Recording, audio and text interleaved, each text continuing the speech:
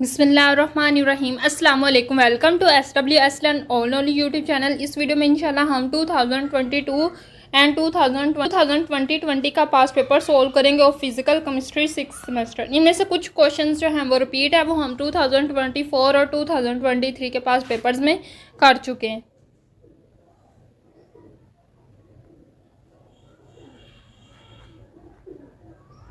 इसमें सबसे पहला क्वेश्चन है short question, effect of temperature on the reaction rate. जैसे ही टेम्परेचर इंक्रीज होता है, जो रेट ऑफ रिएक्शन है वो भी इंक्रीज होता है। The increase in temperature increase the reaction rate and do not change the order of reaction.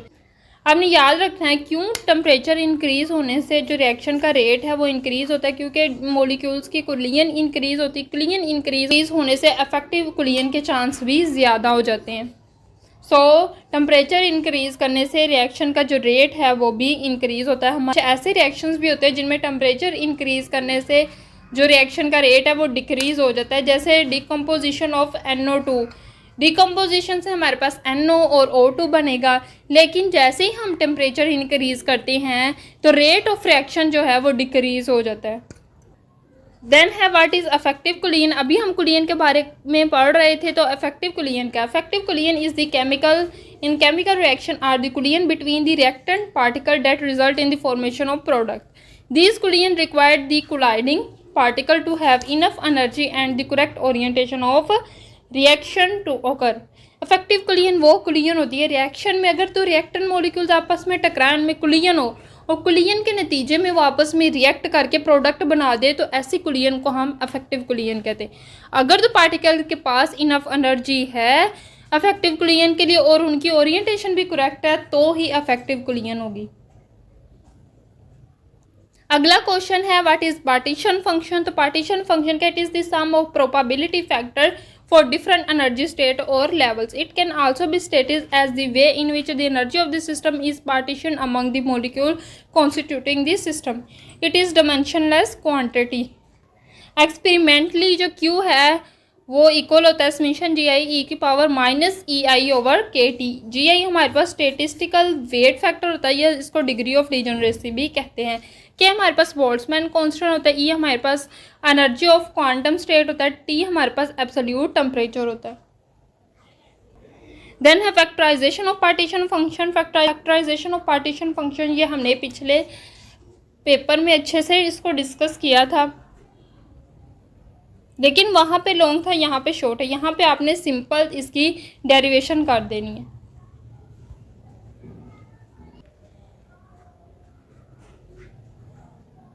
Then है nurse heat theorem. Nurse heat theorem की 3 स्टेटमेंट है। फर्स्ट थ्योरम जो है it gives quantitative. Nurse heat theorem की 3 statement है। First statement जो हमें बताती है it gives quantitative relationship between del G and del H enthalpy और गिव्स फ्री एनर्जी के चेंज के दरमियान जो रिलेशन है हमें वो फर्स्ट स्टेटमेंट बताती है। डेरिवेशन भी इसकी है, आपने ये डेरिवेशन कर लेनी। इनमें से कोई भी एक स्टेटमेंट आप कर लोगे तो उतनी ही काफ़ी है।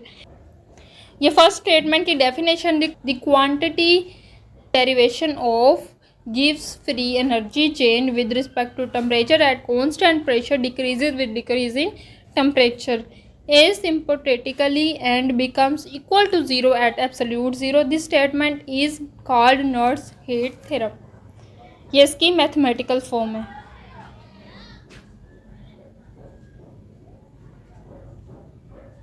Second statement we can also be stated that there is no change in the entropy of the system when the process occur in the vicinity of absolute 0.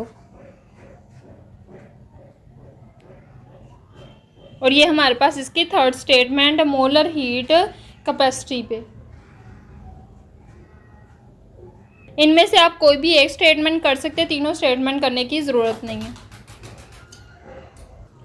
Classical and statistical thermodynamic difference between both. Thermodynamics की पहले आप definition थोड़ी सी मैंने explain किया, लेकिन आपका question है classical और स्टेटिस्टिकल थर्मोडायनेमिक्स में डिफरेंस। तो क्लासिकल थर्मोडायनेमिक्स हमारे पास मैक्रोस्कोपिक अप्रोच रखती है और स्टेटिस्टिकल थर्मोडायनेमिक माइक्रोस्कोपिक अप्रोच रखती है। क्लासिकल थर्मोडायनेमिक फोकस करती है macroscopic system like pressure, volume and temperature, और जो स्टेटिस्टिकल थर्मोडायनेमिक्स है वो microscopic properties like behaviour of individual particle and their energy state. इस तरह हम बात करें ये किस चीज़ पे बेस करते हैं, तो क्लासिकल थर्मोडायनेमिक्स जो है वो बेस करते हैं एम्पिरिकल लॉ पे, और स्टेटिस्टिकल थर्मोडायनेमिक बेस करते हैं स्टेटिस्टिकल मेथड पे। जो क्लासिकल थर्मोडायनेमिक्स है वो डिस्क्राइब करती है behaviour using the equation of state. It concern with the system in thermodynamic equilibrium where the property are constant and unchanging. It provide a deeper understanding. Statistical thermodynamics की बात करें तो ये describe करती है पार्टीशन फंक्शन को use करते हुए कोई भी प्रॉपर्टी को। It provide deeper understanding of entropy, temperature and other thermodynamic quantity at a molecular level. Classical thermodynamic do not consider the molecular structure, जबकि स्टेटिस्टिकल थर्मोडायनेमिक्स जो है वो अकाउंट लाती है molecular structure and there interaction. Kinetic of fast reaction, इसकी definition क्या है? direction that are high speed reaction and therefore exhibit very high values of rate constant and very short half life period, such reaction are called fast reaction। जैसे NaCl और HCl के दरमियान neutralisation reaction हो जिसको हम acid base reaction भी कहते हैं, तो ये बहुत फास्ट रिएक्शन होगा। इसी तरह अगला क्वेश्चन है what is pulse method. Pulse method are the employed for kinetic study of very fast reversible reaction. In this method the reaction system is allowed to attain equilibrium. The concentration of reactant as well as the product become constant at this stage. This system is then perturbed by varying any of external factor. Agen in 1950 introduced a pulse method called relaxation techniques to study the fast reaction and get Nobel Prize for his work in 1960। तो एजन ने हमें एक method दिया जिसको relaxation method कहते हैं study करने के लिए फास्ट रिएक्शन को, इसकी वजह से इसको नोबेल प्राइज़ भी दिया गया 1960 में। अच्छा अगला क्वेश्चन है कुछ फैक्टर्स हैं on the vertical distribution of particle. ये आपने देख लेने हैं इन फैक्टर्स को। ये जो फैक्टर्स हैं effect of altitude, effect of temperature, effect of molar mass, ये बहुत ज़्यादा इंपॉर्टेंट है, आपको ये फैक्टर अच्छे से आने चाहिए। ये जो फैक्टर मैंने हक नवाज भट्टी से लिए हैं। देन है calculation of energy in term of partition function. तो सबसे पहले हमने कंसीडर करना है सिस्टम और उसकी टोटल एनर्जी। टोटल एनर्जी होती है समेशन NI के बराबर according to Boltzmann distribution law. इसमें हमारे पास जो समेशन GI की power -EI over KT Q के बराबर है, तो उसकी जगह Q पुट कर देंगे। Q पुट करेंगे N इस साइड पे डिवाइड हो रहा है, दूसरी साइड पे जाके मल्टीप्लाई हो गए, तो हमारे पास इक्वेशन 2 बन जाएगी। अब इक्वेशन 2 से NI की वैल्यू हम अपनी इक्वेशन 1 में पुट कर देंगे, तो इक्वेशन 1 क्या हो जाएगी? E is equal to summation N over Q GI की पावर -EI ओवर KT और EI। सिंपल N की जगह N की वैल्यू पुट की है। अब N और Q हमारे पास कांस्टेंट है, इसको समेशन से बाहर निकाल देंगे। Q इस साइड पे मल्टीप्लाई हो रहा है, N ओवर Q इस साइड पे N ओवर Q है, दूसरी साइड पे जाके Q और N हो जाएंगे, तो हमारे पास इक्वेशन 3 बन जाएगी। अब इक्वेशन 3 को संभाल के रखना है, ये आगे काम आएगी। देन इक्वेशन हमने पार्टीशन फंक्शन की डेफिनेशन लिखी, उसका फॉर्मूला लिखा, उसको इक्वेशन 4 कह देंगे। अब उसको डिफ्रेंशिएट करेंगे with respect to temperature at constant volume.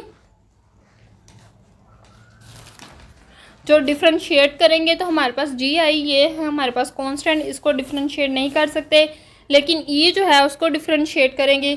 E वैसे का वैसे ही आ जाएगा, उसकी पावर भी वैसे की वैसी आ जाएगी और उसकी पावर की दोबारा डेरिवेशन लेंगे। तो सिंपल ये इसकी डेरिवेशन है। डेरिवेशन करने के बाद हमारे पास इक्वेशन 5 बन जाएगी। अब हमने कंपेयर करना है इक्वेशन 3 जो पीछे इक्वेशन आई थी और इक्वेशन 5 को। तो इक्वेशन 5 और 3 को हमने कंपेयर किया, तो दोनों जो इक्वेशन हैं उनकी राइट हैंड साइड इक्वल है, इसलिए उन दोनों की लेफ्ट हैंड साइड भी इक्वल होगी। सो हमने दोनों की लेफ्ट हैंड साइड को एक दूसरे के इक्वल कर दिया, इससे हमारे पास इक्वेशन 6 बनी। इक्वेशन 6 में हमने कुछ चेंजेस की और बाद में उसमें n की जगह Na डाल दिया। Na डालने के बाद हमें पता है n और k को मल्टीप्लाई करें तो हमारे पास R आता है, जो कि जनरल गैस कांस्टेंट। और जो हमारे पास इक्वेशन बनेंगी वो हमारे पास रिलेशन बताएगी between energy and partition function of the system. Then at 2020 का क्वेश्चन, इसमें बहुत सारे क्वेश्चंस ऐसे हैं जो हमने पहले पेपर्स में कर लिए, सिर्फ चंद एक दो क्वेश्चंस हैं जो हमने इस वीडियोस में करने हैं।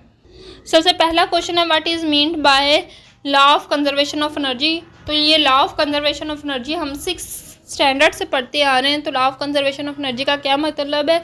Energy can neither be created और nor distorted although it may be converted from one form to another form. Difference between spontaneous process and non spontaneous process.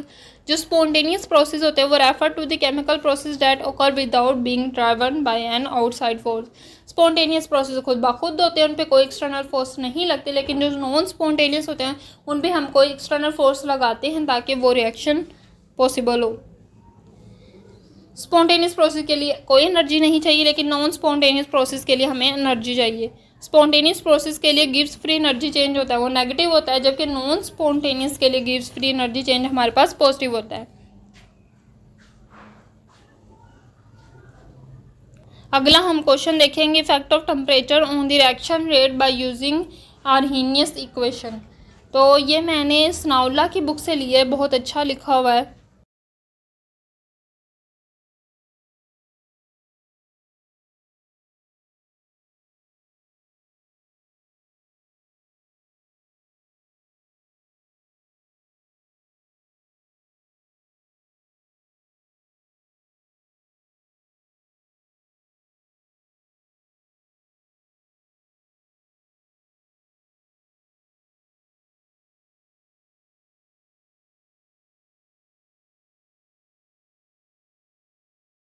अगला पास्ट पेपर है 2019 का। 2019 में चंद एक क्वेश्चन ही होगा जो बच गया होगा, जो हमने 2024, 23 और 22 में बाकी सारे कर लिए हैं। So give a mathematical relationship between गिव्स एनर्जी, एंट्रोपी एंड इथालपी।